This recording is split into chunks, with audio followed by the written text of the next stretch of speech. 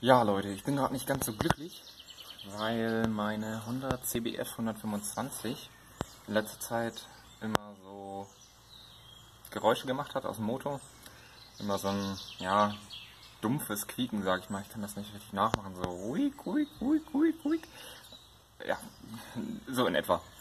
Da das relativ von der Frequenz relativ langsam war, habe ich mir schon gedacht, dass es nicht direkt quasi der Motortakt ist, also nicht von der Kurbelwelle irgendwas, sondern ich habe zum Beispiel so auf Primärantrieb getippt, weil wir haben ja hier die Übersetzung und also diese Welle hier, die dreht wesentlich langsamer als die Kurbelwelle. Jetzt hat man auch gerade schon gesehen, was das Problem ist. Ich habe den Motor gerade aufgemacht. Die ganze Welle, wo der Kupplungskorb drauf sitzt, hat ohne Ende Spiel.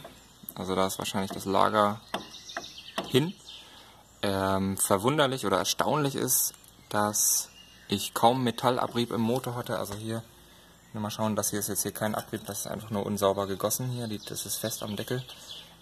Keine Späne, nichts. Ich bin damit auch schon noch, weiß ich nicht, seit das Problem besteht oder seit es mir aufgefallen ist, bestimmt 300 Kilometer gefahren.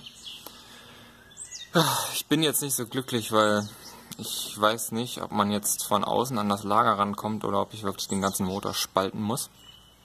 Das werden wir gleich mal sehen. Ja, jedenfalls, wer diese Probleme hat, so ein Quieken, ne, könnte hiervon kommen. Also das ist ja wirklich heftig, was hier an Spiel ist. Ein Wunder, dass das überhaupt noch so gut gelaufen ist. Bis dahin, ich werde auf jeden Fall ein Update geben, wie ich jetzt mit der Reparatur verfahre.